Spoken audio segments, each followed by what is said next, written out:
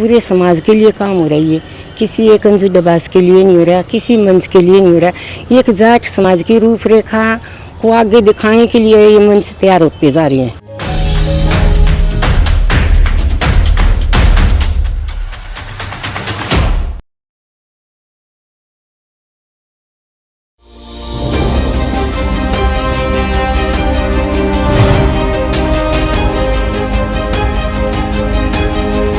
नमस्कार, मैं पल्लवी शर्मा। आप देख रहे हैं MMPP आवाज़। स्वागत है हमारे खास कार्यक्रम समाज अग्रणी में।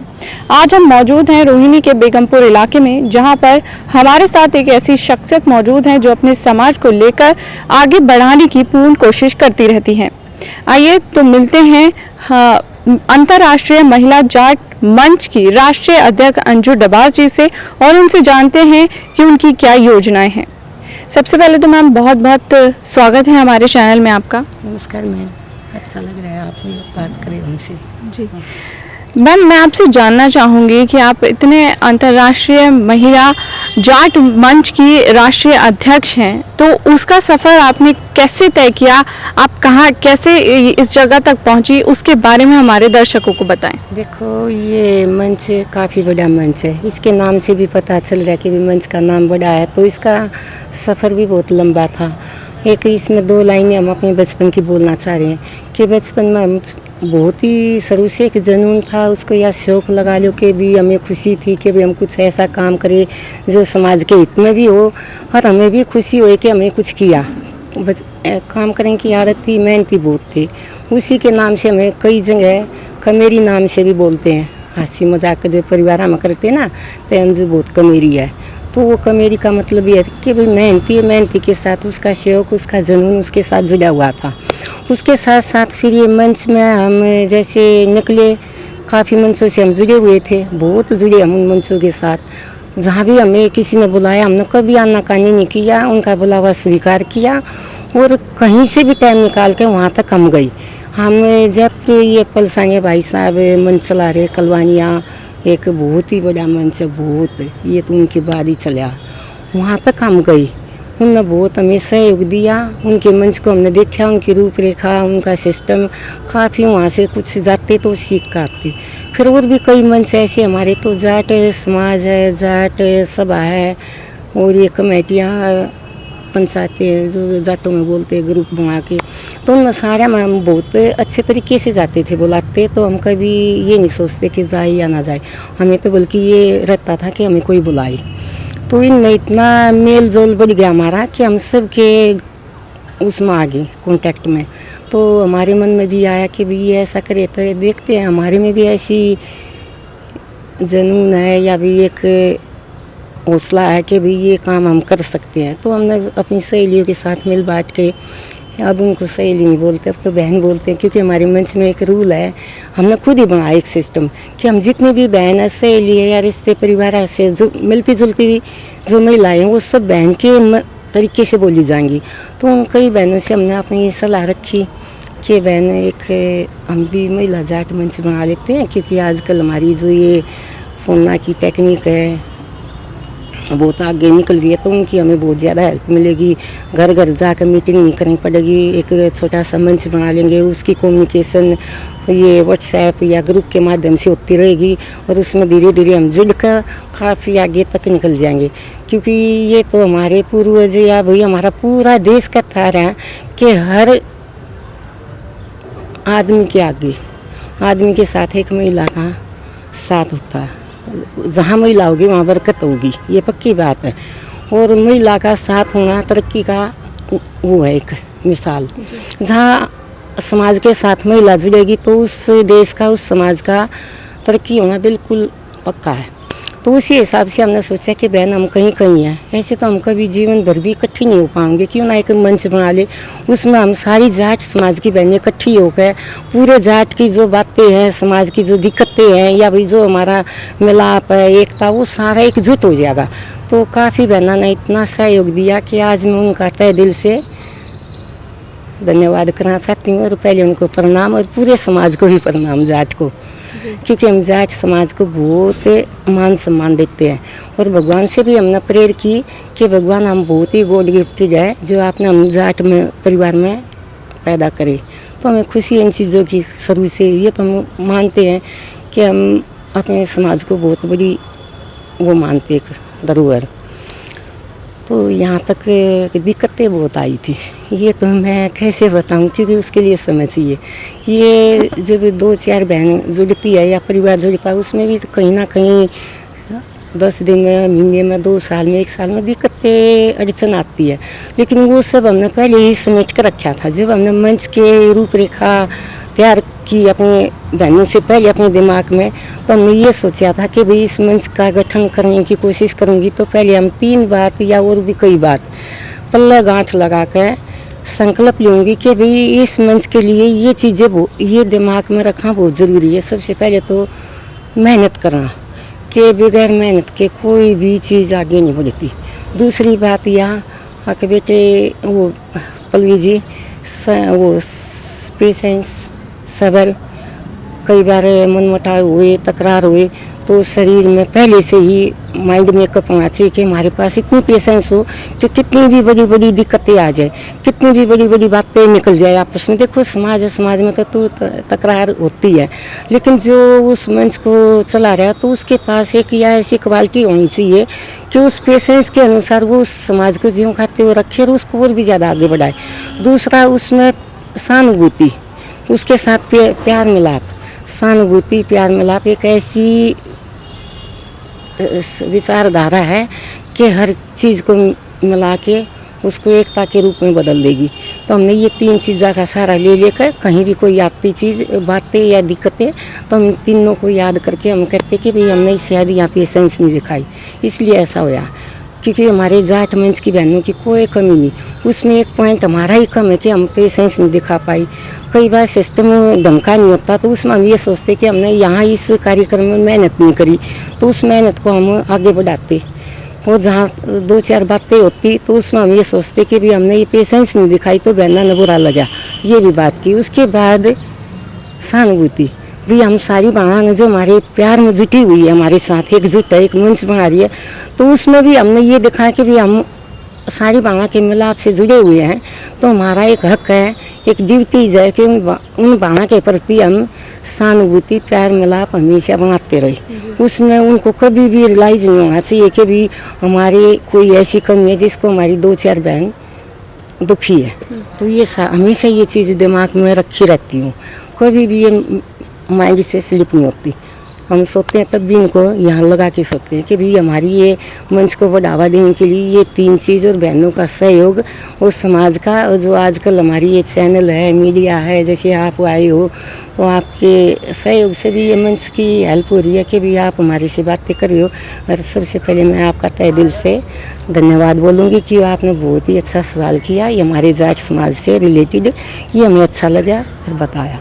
उस समय थोड़ा ज़्यादा होता तो बहुत आराम से सारा बता देती, अब कोई बात नहीं, इतना ही बहुत है। मैं अगला सवाल आपसे जानना चाहूँगी कि आपने महिलाओं के समाज की बात की, जाट समाज की बात की, तो मैं जानना चाहूँगी कि अब तक आपके साथ कितनी जाट महिलाएं जो हैं वो देश की जुड़ चुकी हैं और आपके साथ कार्यरत हैं? देखो मंच पता है, जिस दिन से मंच का गठन हुआ उसी टाइम से बहुत सारी बहनें इकट्ठी होती आ रही है। कोई किसी जो मंच में डोरियन के माध्यम से, कोई हमारे परिवार से, कोई हमारे खुद के पहचान से मंच पर दिन प्रतिदिन महिला मंच बहनें बढ़ती जा रही है। ये मुझे भी लग रहा है कि जो हमने शुरुआत की थी उससे काफ़ी बढ़ावा मिल रहा है। और एक ये मंच अंतर्राष्ट्रीय महिला जाट मंच एक मंच नहीं रहा, अब एक इतना बड़ा प्लेटफार्म बन गया कि जाट समाज को हमेशा इसमें, जो हमारी बहन है उनको हमेशा इसमें कुछ ना कुछ से बढ़ावा मिलता रहेगा, उनको भी अच्छा लगेगा। पूरे समाज के लिए काम हो रही है, किसी एक अंजुदबाज के लिए नहीं हो रहा, किसी मंच के लिए नहीं हो रहा। एक जाट समाज की रूपरेखा को आगे दिखाने के लिए ये मंच तैयार होते जा रहे हैं। तो उसमें हम भी हैं इस मंच में, जैसे पलसानिया भाई मंच चला रहे, कोई और चला रहा है, तो ये मंच हमारे पूरे जाटों का तरक्की का एक बहुत ही बड़ा साधन है।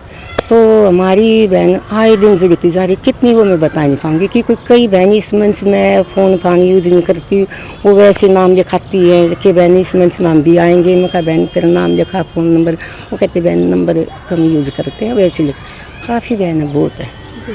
मैं जानना चाहूँगी कि आपके आने वाली 12 जून को जो अंतर्राष्ट्रीय एक सम्मान आपको मिलने वाला है, उसके बारे में आप क्या कहना चाहेंगी? आपको बुलाया गया है जयपुर में, आप उसके बारे में बताएं। उसका ये है पल्लवी जी, जैसे मन से काफ़ी टाइम से जुड़े हुए हैं, बने हुए हैं। पलसानिया भाई साहब का, कलवानिया भाई साहब का, वो जयपुर का है, तो वहाँ से हमने शुरुआत की थी। उनके मंच में हम जाते थे तो हमारे में भी इतनी वो आ गई थी एक जिज्ञा, क्या बोलते, एक मन में वो कि हम ये मंच हम भी चला सकते हैं। तो जैसे हमने चालू किया, कहीं ना कहीं कोई बात आती तो हम उनसे शेयर करते बातें, भाई मैं मंच चला रही हूँ, यहाँ ये बात आ गई, वहाँ वो आ गई। तो बड़े अच्छे तरीके से बोलते हैं, उनका बोलने का लहजा बहुत ही अच्छा। वो कहते हैं जी बहन जी बताओ आप क्या। मैं कहा भाई ऐसा ही, तो हम एक कार्यक्रम करेंगे, उसमें आप आओगे ना तो उसी में बैठ के बात कर लेंगे, क्योंकि फ़ोन पर बातें इतनी नहीं हो पाती। तो हम हर कार्यक्रम में अपने भाइयों को बुलाते हैं मंच के माध्यम से। जो भी हमारा ये मंच पर जो सारी महान है एकजुट होकर ये समझौता कर रखा है कि भी हमारे कल्चर को बढ़ावा देने के लिए साल में 2 प्रोग्राम होने चाहिए, एक होली का, एक ये तीज का। उसमें सारी बाणा का तीज त्यौहार भी मन जाता है और मिलनसार भी हो जाते हैं सब। वो जहाँ जहाँ हमारे दूर के जो भाई बंधु है वो उस दिन आ जाते हैं। क्या बताऊँ, एक बहन तो हैदराबाद है, वो कभी भी हमारे मंच का कार्यक्रम मिस नहीं करती। भाई ये राखी बड़े प्यार से, बड़े सहयोग से यहाँ तक आती है। तो उस बात पर ये हमें बुलावा देते हैं। तो इन हमारे इस मंच पे ही इस माइक के सामने बोला था कि हम पूरे जाट समाज की बहनों को बुलावा दे रहे हैं जयपुर के लिए, कि भाई वहाँ भी एक बहुत ही बड़ा कार्यक्रम है और हमारी जाटनियाँ अपने कल्चर के जो दामन कुर्ते हैं ना वो पहन के आए, और अंजू बहन जी की तरह आए खुश होके, क्योंकि हम दामन कुर्ते का बहुत शौक है। हालांकि हम दिल्ली से हैं, लेकिन हमें शुरू से अपने जाट कल्चर की ड्रेस, जिसको ये हमारा पहनावा बोलते, बड़ा शौक है कि हम पहने। अब तो हमने कहीं भी प्रोग्राम होते तो हम कोई दूसरा ड्रेस वो नहीं पहनते, पहनावा इसी में रहते। कुछ टाइम पहले भाई ने कोई चौकी की थी तो हम अपने दामन कुर्ते में आई, 2-4 परिवार के ऐसे भी हम पर मका खोए बात भी हमने तो अपना ये एक वो बना लिया। तो उनने बुला रखा, तो फिर हम नहीं, उनका एक दोबारा से भी फ़ोन आया, वो तो यहाँ बोल गए थे। उसके बाद उनका फ़ोन आया कि अंजू बहन जी हम आपको कह रहे हैं भी आप मंच में भी डाल लो, मंच की बहनों को भी बताओ और आप अपनी तैयारी करो, बिल्कुल पास में आ गया तो आप आओ। तो हमें उनका बुलावा स्वीकार किया। हमारी जाट भाषा में बुलावा कम बोलते, उसको न्योता बोलते हैं। हमने मुँह से बोला कि पलसानिया भाई, कलवानिया भाई, आपका न्योता हमें स्वीकार है, हम बड़ी खुशी के साथ आपके यहाँ तक आएंगे, करेंगे तैयारी बहनों के साथ मिलके। मैं आपसे जानना चाहूँगी अब कि आप अपने माध्यम से, चैनल के माध्यम से पूरे समाज को, जाट समाज को और देश की महिलाओं को क्या संदेश देना चाहेंगी? देखो पल्लवी जी, सबसे पहले तो हमारा जो ये मंच है महिला जाट मंच, इसके माध्यम से और जो जाट समाज है परिवारों के माध्यम से जो हमारे चैनल है, जैसे आपका चैनल है MMP भी, जो पल्लवी के जो आप कर रहे हो, इन सब चैनलों की सेवा लेके हम ये संदेश दे रहे हैं कि भाई इस मंच को बढ़ते बढ़ते इतना आगे जाना चाहिए। अक्सर भी इसमें किसी चीज़ की कमी नहीं हुई, क्योंकि चैनल भी हमारा साथ दे रहे हैं और मंच भी हमारे साथ है। सारी पूरा वर्ल्ड जो है उसमें जितनी भी जाट महिलाएं हैं वो सब धीरे धीरे इसमें आ रही है, वहाँ तक फैल गया। काफ़ी फ़ोन आ जाते कई बार, मुझे पता नहीं चलता कौन बहन कहाँ से बोल रही, लेकिन थोड़ा सा बताती है कि मैडम एक मंच है। मैं कहा हाँ बहन, क्योंकि हम उस टाइम बोलते तो मुझे लगता नहीं कि भी कौन बोल पड़ा, तो बताते हैं कि हाँ बहन आप आओ इसमें।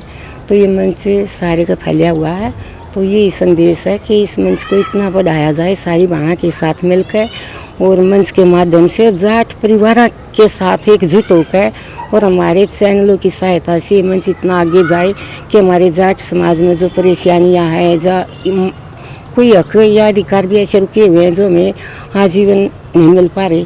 बहुत कई बार हमने बैठकें की, धरने किए, अपील की है, लेकिन ज्यों के त्यों नीचे रहे, उनका कोई हल नहीं निकाला किसी ने। हम किसी भी गवर्नमेंट पे एलिगेशन नहीं लगाते, पर हमें ये लग रहा है कि भाई हमारे साथ ऐसा क्यों कर रहे हैं कि जो हम सुनवाई करवा रहे हैं या हम किसी अपनी राइट को लेके अपील कर रहे हैं तो उसका हमें रिजल्ट क्यों नहीं मिलता, बेनिफिट क्यों नहीं मिलता। ऐसे हमारे जाटों में क्या कमी है, क्योंकि हमारा जाट हर जगह आगे रहता है। कई बार मजाक में बच्चों को कह देते हैं, बच्चे घर में आके कहते हैं मम्मी उस भाई ने मेरे को ये बोला कि चल निकल तू यहाँ से, तू लड़ाकू है। हम कहते हैं बेटे वो सच बोलते हैं, क्योंकि ये जाट एक ऐसा परिवार है, इसके परिवार के बच्चे ऐसे हैं कि जो हमारे देश की सीमा पर होते ना, वे जाट परिवार के बच्चे होते हैं। वे ही लड़ाई कर कर के अपनी जान गवा गवा कर इस देश की रक्षा करते हैं। तो कोई बात नहीं, कहने दी, लेकिन तू आप यहाँ लड़का मत आइयो, कभी लड़ाई करो तो सीमा पर जाकर करियो। यहाँ क्या, यहाँ तो परिवार बेटे, कोई भी कौम हुई वे सब अपने घर के बच्चे होते हैं। कल न कोई बनिया का बालक है तो हमारा भी है वो, एक पड़ोस है, एक परिवार है, इनमें कोई तो झगड़ा नहीं। हाँ, अपना लड़ाई करनी है तो हमारे देश की सीमा पर जो हमारे देश के इलाके को कब्जे में रखें तो वहाँ जाकर चाहे तुम्हारी जान भी चली जाए, वहाँ लड़ो जाके। ये जाट के लिए बहुत बड़ी बात है। जाट का नाम इतना बड़ा है कि किसी भी कौम को किसी भगवान का रूप नहीं दिया गया। एक ये हमारा जाट समाज ऐसा है जिसको जाट देवता के पद से सम्मानित कर रखा है ऊपर वाले भगवान ने। तो ये भी हमें गॉड का बहुत बड़ा थैंक्स है कि आप भगवान इतने बड़े हो कि इतना दुनिया बसी हुई है, एक जाट समाज को आपने जाट देवता का रूप दे दिया। तो देखो है तो कमाल की बात। ऊपर से कर्माबाई को देख लो, वो भी एक जाट महिला थी। कितने भोग लगते हैं पता नहीं कितने, कोई दूध पिला रहा है, कोई मीठा खिला रहा है, कोई 56 भोग लगा रहा है। बस भगवान देखते होंगे, खाते होंगे, किसी के सामने बैठ के खाया नहीं। पर एक हमारी जो कर्माबाई जाट बहन है, उसका खिचड़ा कृष्ण जी ने खुद बैठ के खाया। कुछ खास भोजन नहीं था, छोटा सा पकवान था, लेकिन उन्हें वही अच्छा लगा। तो मेरे को ये लगता है कि जाट परिवार में भगवान की बहुत ज़्यादा बड़ी शक्ति है, उनकी बहुत बड़ी ताकत है, वो हर जगह से संपन्न है जी। लेकिन उनकी सुनवाई नहीं होती, वहाँ वो बहुत ज़्यादा कमज़ोर है। देश में जो वो अपनी अपील करते हैं या अपनी हक की बातें करते हैं, वो वहाँ उनकी सुनवाई नहीं होती। तो वहाँ तो मुझे भी लगता है कि हमारा कोई भी नहीं है। चलिए, बहुत बहुत शुक्रिया हमसे बात करने के लिए, आपका बहुत बहुत धन्यवाद। हमें अपने जाट परिवार पर बहुत तगड़ा प्राउड है कि हम जाट समाज के हैं और जाट समाज को हम सारा समाज मिल के आगे बढ़ा रही है। और ज्यों का तो आगे बढ़ते रहे। जो हमारा ये कल्चर है दामन कुर्ते का, ये कम हो गया था, ये इस महिला मंच से काफ़ी आगे जा रहा है, दिन प्रतिदिन बढ़ गया। अब तो हम कई जगह देखते हैं। बहुत बहुत धन्यवाद। तो ये थी हमारे साथ अंतर्राष्ट्रीय महिला जाट मंच की राष्ट्रीय अध्यक्ष अंजू डबास जी, जिन्होंने अपने समाज की कुछ बातें हमारे सामने रखी और दर्शकों को भी बताया, समाज को भी बताया कि किस तरह से उन्होंने ये अंतर्राष्ट्रीय मंच को आगे बढ़ाने का प्रयास किया है। फिलहाल के लिए इतना ही। आप बने रहिए MMPB आवाज़ के साथ।